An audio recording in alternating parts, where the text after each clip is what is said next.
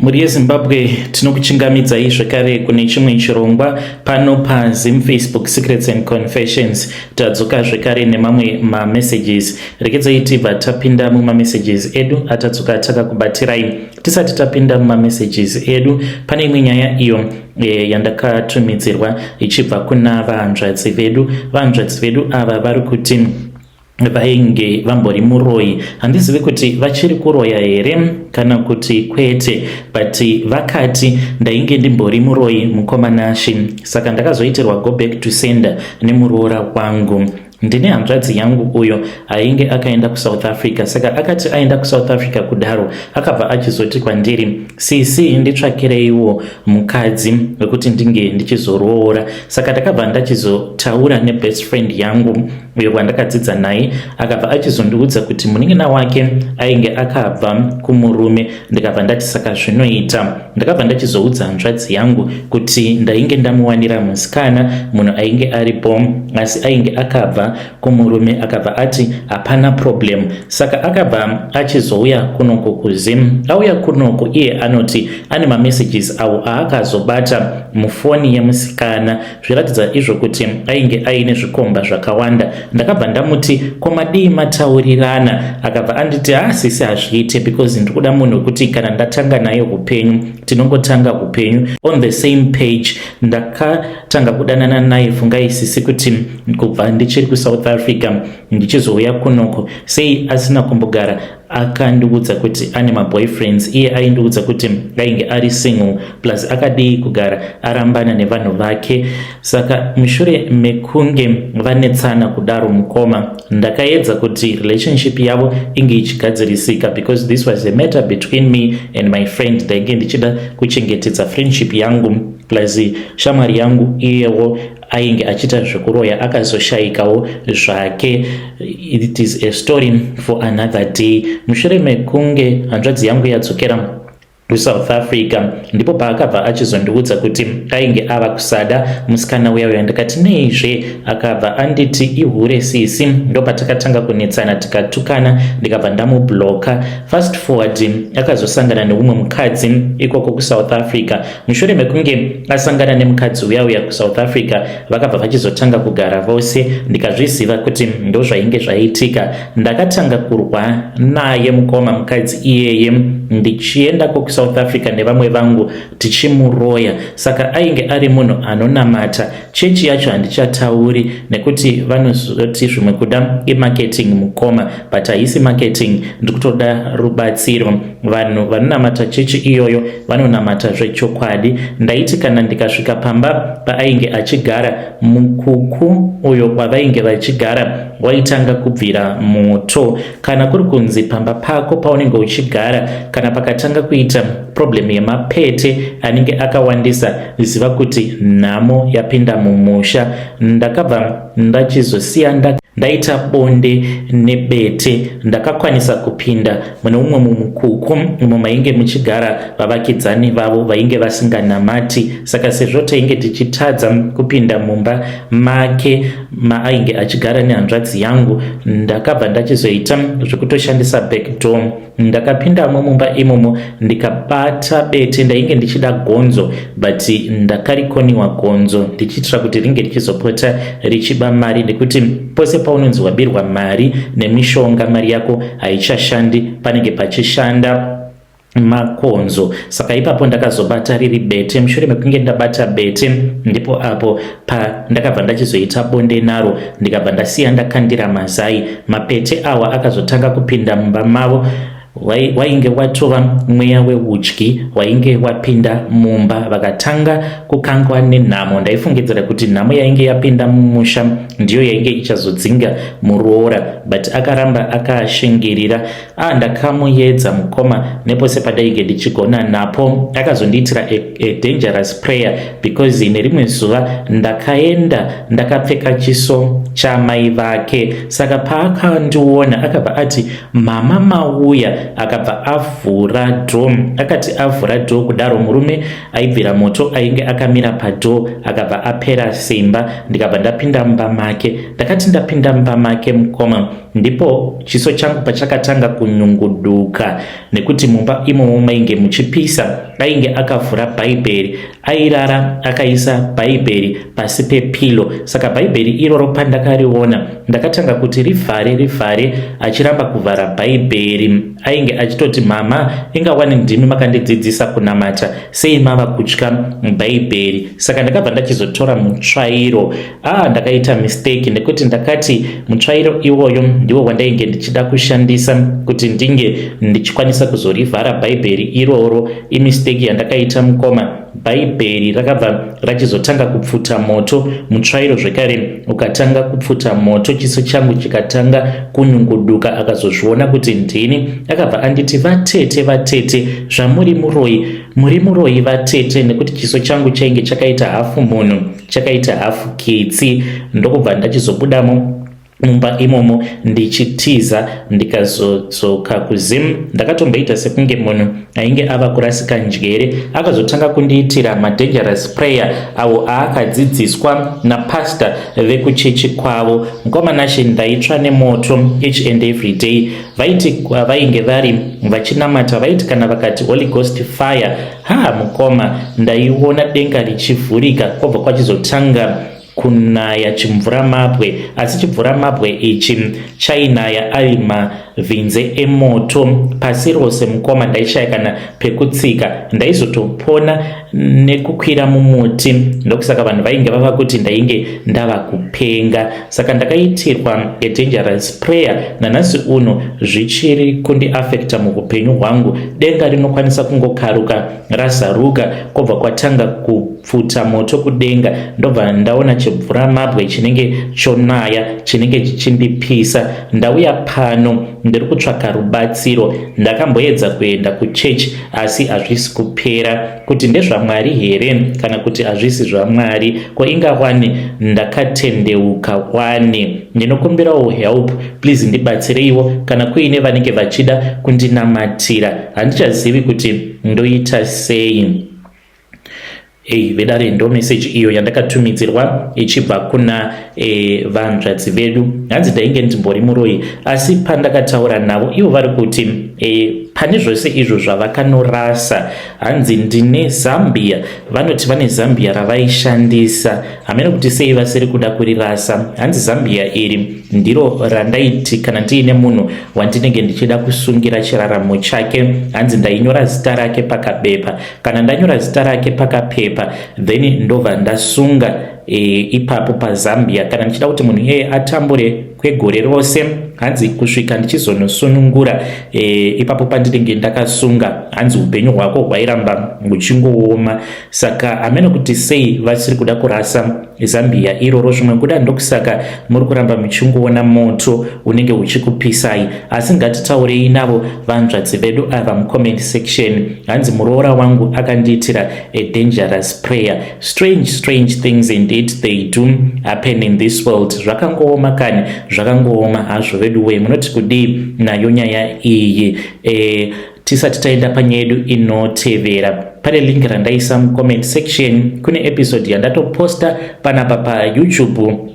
This is a backup channel iyo yatichange tichizoposta ma-confessions just in case if anything happens. Kunzoko kune ma-hackers, unongokwanisa kungokaruka watoona kuti watohekerwa email. So kune backup kuitira kuti tirambe tichingokupakurirai ma-confessions non-stop. Rekedzai tibva taenda panyedu inotevera. Nyedu inotevera yakamira sekudai so. Hanzi makadi zvenyu mukoma, ndinokumbirawo kuti muge muchindiposterawo nyaya yangu makavigawo chitupa changu. Ininiwo ndiri mudzimai uye zvekare ndine makore 27 years kuberekwa. Dambudziko rava pandiri mukomanachi nderekuti handichakwanise kuti ndinge ndichitaura chokwadi. ndatova murevi wenhema. Izvi zvakatanga kuitika mushure mekunge kuchechi kwaitwa program. Saka kwaitwa program yekuti taifanira kuti tinge tichizombopota tichitengesa sevanhukadzi. Ma weekends taibheka then tobva tachizopinda mutown tichitengesa izvo zvatinenge tabheka as our groups in groups. Saka kainge kuine fundraising yaifanira kuti inge ichizoitwa nekuda kwekuti muchechi ndisu mbinga mukomanashi mari ndisu tainge takanzi tinobata mari yacho. Yainge isimbori mari yainge yakawanda. Handizivi kuti ndakazopindwa nei nekuti ndakazongoti nerimwe zuva mwana achienda kuchikoro ndakabva ndachizotora 10 US ndikabva ndapa mwana 10 US iyoyo ndikabva ndati 10 US ine basa rei. Ndakabvisa mari iyoyo pamari yekuchechi. Mwana ndokubva aenda zvake kuchikoro. Handina kana kuzombofunga nezvazvo, but later on ndakazotoisa iri $100 nekuti ndakaona kuti mari yacho yefundraising yainge yava kushota. Takazotobatsirwa nana baba kuti mari yacho inge ichizokwana. Saka kubva ipapo mukomanashi ndava murevi wenhema ende handizivi kuti ndingabatsirikana sei. Dzimwe nhema dzandava kutaura mukomanashi dzitori nema effects. Dzimwe nguva ndinokwanisa kungobuda pamba ndonyepera murume wangu kuti ndiri kuenda kutown, but ndinenge ndisingamboende kutown, ndinenge ndichitonoona boyfriend. Zvose izvi zvakatotanga kubva pandakaba mari yemuchechi. Handizivi kuti zviri kukonzereswa nemari yandakaba muchechi here kana kuti itongoriwo character yangu. Kunyangwe mukomanashi kana ndikaita anything pamba murume wangu akandibvunza ndinotonyepera maid kana kutonyepera vana. Nerimwe zuva akati achinwa tea, saka ainge aine bacon yake yandainge ndatomugadzirira.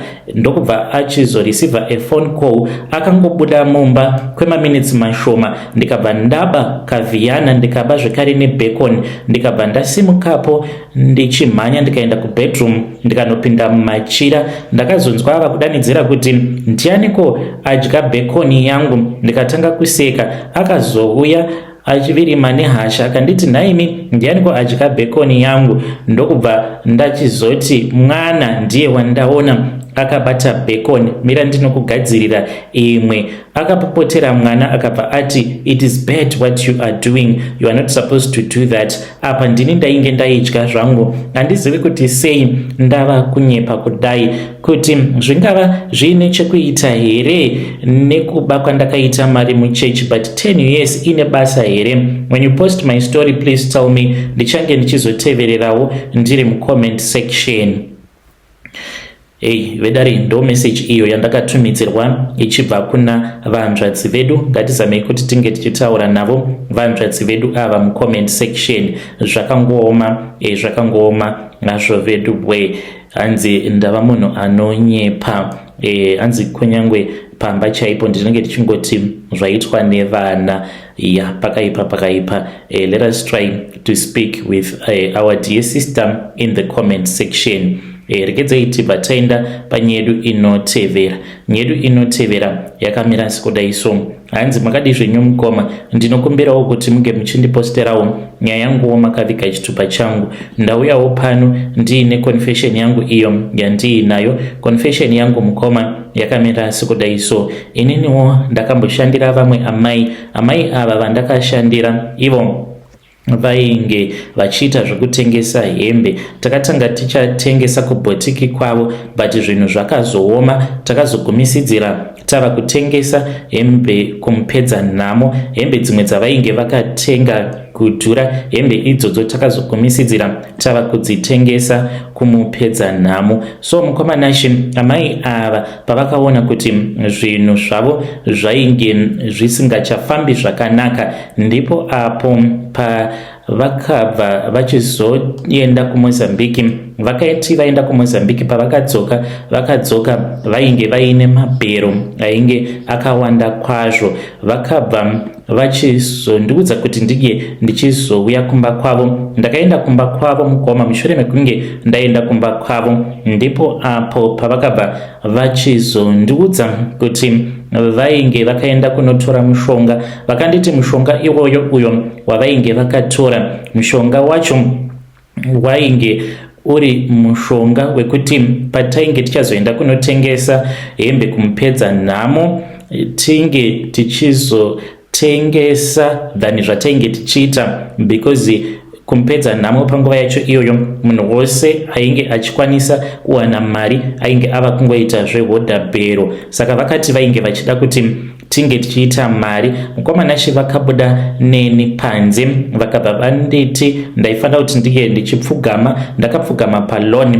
ndokubva vandikurura hembe dzangu dzose. Vakabva vachizouya nemurume wavo, ndakashama kudaro. Vakabva vachizotanga kundidira ropa. Vakanditi vainge vachazondipa $360 ndo yainge ichazova salary yangu each and every day. Mushure mekunge ndabvuma ndipo patakabva tachizobuda panze pavakabva vachizotanga kundidira ropa. Vakabva vanditi vainge vachindigeza mweya wejambwa, nekuti ndo zvavainge vakaudzwa kuMozambique kuti mushandi wenyu munofanira kuti munge muchizomugeza kuitira kuti mweya wejambwa usazoramba uchimuteverera. Ndiyo confession yangu. When you post my story, please tell me. I'll be following through in the comment section. Hey, vedare ndo message iyo yandakatumidzirwa ichibva kuna mukoma vedu. Ngatizamei kuti tinge tichitaura navo mukoma vedu ava mucomment section. Strange things indeed they do happen in this world. Zvakangooma hazvo veduwe. Hanzi vakadirwa ropa. Zvino ropa iroroko kana kuri kunzi maybe rainge riri ropa remunhu, nhai mukoma, asi ngatitaurei navo mucomment section. Rekedzai tibva taenda panyedu inotevera. Nyedu inotevera yakamira sekudai so. Hanzi makadi zvenyu mukoma, ndinokumbirawo kuti muge muchindiposterawo nyaya yangu makavigawo chitupa changu. Ininiwo ndauya pano ndiine secret yangu iyo yandiinayo. Secret yangu mukoma nashi yakamira sekudai so. Ndiri mudzimai uye zvekare ndakasangana neumwe musatanist wekuZimbabwe paFacebook. Saka ndainge ndiri mune rimwe group. Mugroup umu mandainge ndiri ndainge ndichitotsvakawo munhu anokwanisa kundibatsira kuti ndige ndichizoenda kumheri kwemakungwa. Akabva achizondiudza kuti iye ainge ari kuAmerica. Akabva anditi America is very hard, asi ndinokwanisa kukubatsira kuti unge uchizoenda kuUK. Takazotanga kutaura. Mukadzi uyu akabva achizouya kuZimbabwe. Paakauya kuZimbabwe akabva achizoti ainge achida kundiona. Apa ainge akanditi udza vabereki vako, because ndoda kutanga ndataura nevabereki vako. Haana kuzouya pamba, akanditi taifanira kuti tinge tichizosangana kuhotel. Ndokubva tachizosangana kuhotel mukoma. Chakandinetsa ndechekuti akazotanga kundibata. One thing led to another, tikarara tose. Mangwana acho makuseni akamuka akandipa $1,000 akanditi ndinoda kuti unge uchizotanga kabusiness. Kubva ipapo kusvika pari nhasi mukoma ndiri kungoita zvemanjuzu. Ende murume wose uyo wandinenge ndarara naye, whether anenge aine mari yakawanda sei, anongosvika pakungobroka. It's like mukadzi iyeye ari kundishandisa kutorera varume vandinenge ndichirara navo malaki avo, nekuti ndine hope dzandinotorota pandinenge ndichitorera varume magood lucks avo. Kunyange ndikadanana nemurume anenge achitoshanda anototi anga achitodzingwa basa. Ndaiva ndiine umwe mupurisa uyo wandainge ndichifambidzana naye akangoita dhiri kubasa, madhiri avainge vagara vachiita, akatodzingwa sekutotamba sekutoseka. Ndiri kutsvaka help. Handizivi kuti ndingabatsirwa nenzira dzipi, dzechiKristu here kana kuti dzechivanhu. Ndakajoiniswa zvemanjuzu zvine satanism mukati.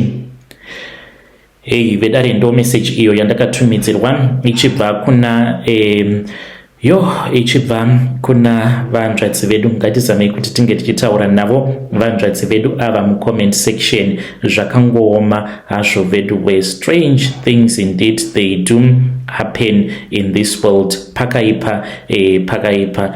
Yeah, ndo anonzi Ma1. Let us try to speak with our dear sister in the comment section. Do not forget to click the link in the comment section. Muenda ku backup channel kune confession iriko ikoko iyo yanda posta. Ndichange ndichizowedzera ma episodes ikoko kuitira kuti munge muchizowana ma confessions akati one day. Ngatisanganei zvekare mune zvimwe zvirongwa zvinotevera.